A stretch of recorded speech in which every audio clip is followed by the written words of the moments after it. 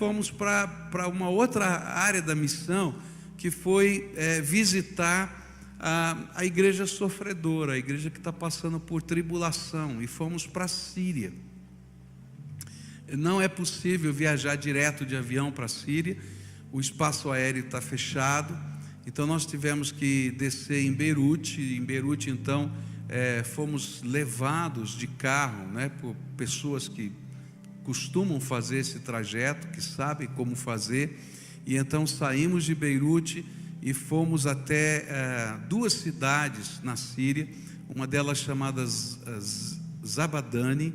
E Zabadani é uma cidade de mais ou menos 30 mil habitantes, mas hoje é uma cidade fantasma, totalmente destruída. Eu nunca vi um negócio como aquele, a gente poder ver uma cidade, andar nas ruas da cidade e ver os prédios todos destruídos por bomba.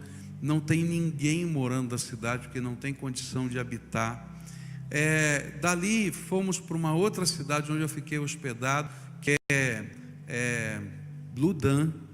E essa cidade é uma cidade que fica na montanha, mais ou menos 3 a 4 quilômetros de Zabadani, mas subindo a montanha.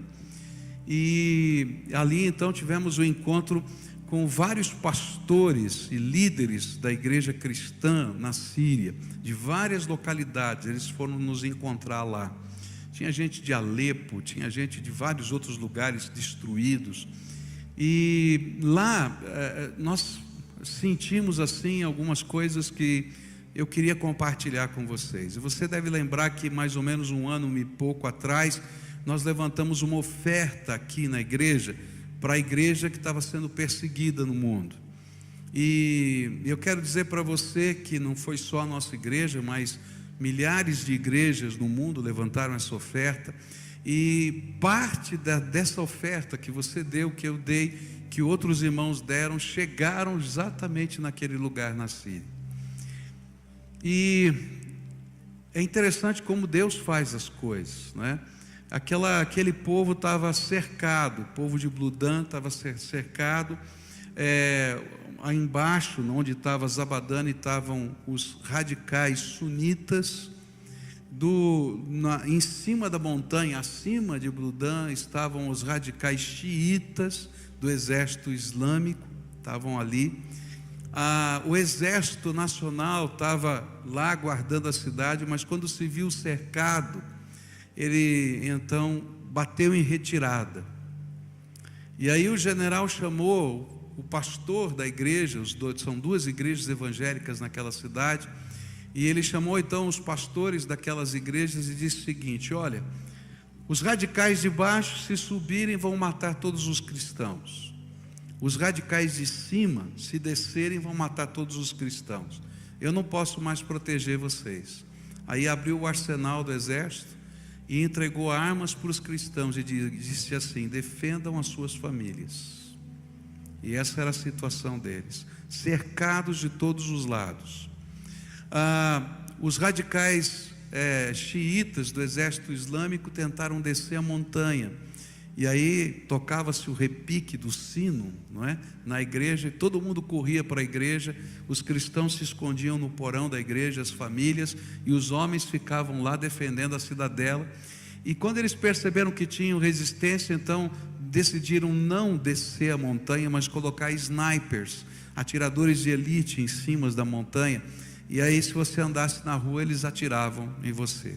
Essa era a situação da cidade. E faltava tudo, faltava comida, faltava tudo.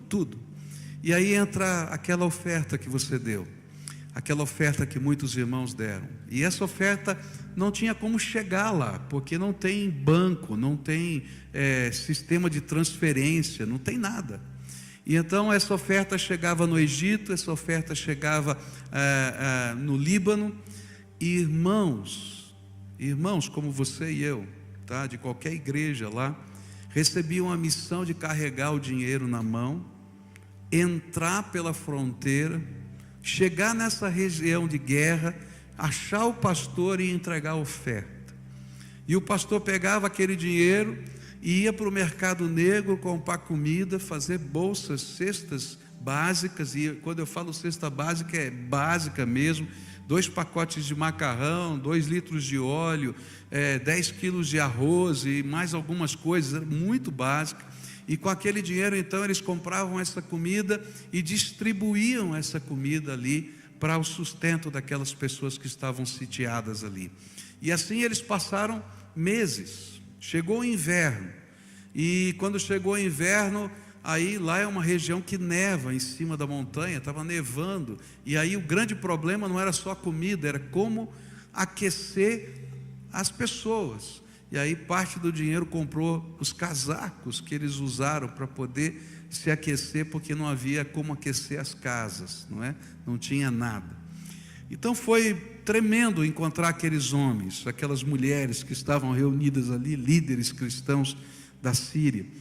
E eles disseram algumas coisas que eu queria dizer para vocês. A primeira que marcou a minha vida, eles disseram assim, ali estavam sentados cristãos de os mais diferentes tipos que você pode imaginar, tá?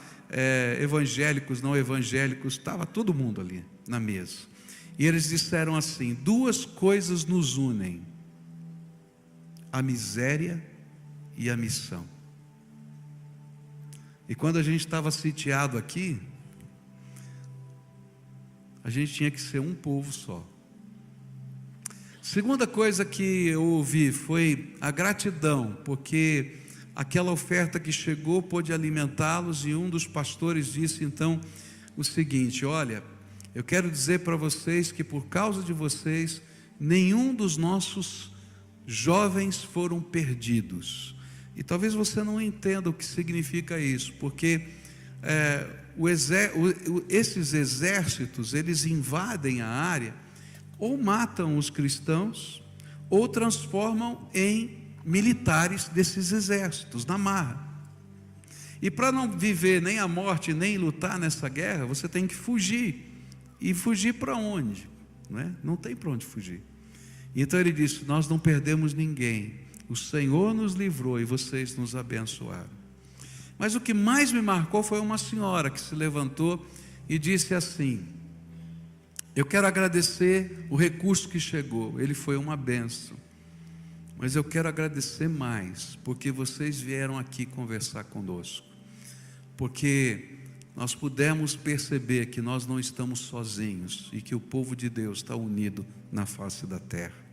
Então eu fui lá em nome de vocês para dar o abraço da gente e do povo de Deus para aquele povo que está lá sofrendo. E o nosso sonho, o sonho de alguns líderes, é que a gente possa, e não vou fazer isso agora, nós não estamos preparados para isso, esse grupo foi para estudar o que a gente pode fazer, mas nós queremos reconstruir aquelas áreas pacificadas, de tal maneira que aqueles refugiados que estão nos campos de refugiados, no Líbano, na Jordânia, que são aqueles mais afetados. Quando a gente fala campo de refugiado, é muito mais um campo de concentração do que um campo de refugiado. Eles estão cercados, eles não podem sair daquele lugar, a comida que chega é doação das Nações Unidas, fora a corrupção que leva tudo aquilo, e tanta coisa que está acontecendo. Aquilo não tem solução, a única solução é eles voltarem para casa, mas para voltar para casa tem que ter um mínimo de estrutura. E o sonho desse grupo que eu faço parte, que nós estávamos lá, é levantarmos recursos para construir 10.000 casas, para a gente poder pelo menos um pedacinho, não é a solução de todo o problema, daquelas pessoas que estão nesses campos de concentração, ou de refugiados, me perdoem, tá? Possam voltar para suas casas. E quando chegar o tempo, eu vou desafiar você a contribuir para poder fazer parte dessa missão. Mas eu quero agradecer por vocês terem me enviado lá e a gente poder fazer parte desse povo de Deus tão abençoado, que está unido na face da terra. Eu estava pensando que quando a gente levanta uma oferta, ou quando mesmo a gente dá o dízimo, a gente não tem noção do que Deus está fazendo. A gente não tem noção. E uma das coisas que me chamou a atenção é que quando a gente entrega o dízimo, a gente devolve para Deus. A gente não administra o dízimo, a gente devolve para Deus. É dele. E esse é um princípio que está na Bíblia. para que a gente entenda que Ele é o Senhor, porque talvez se eu administrasse, ou se você administrasse, esse valor nunca chegaria nesses lugares. Talvez chegasse ali na esquina, do outro lado, mas porque Deus está administrando, Ele sabe exatamente, na hora certa, onde tem que chegar.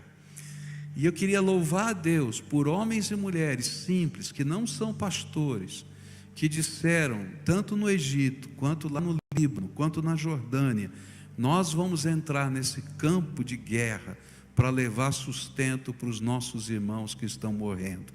Eles são heróis, verdadeiros heróis, servos de Deus, que não aparece o nome em nenhum lugar, mas que estão fazendo a obra de Deus de uma maneira tremenda.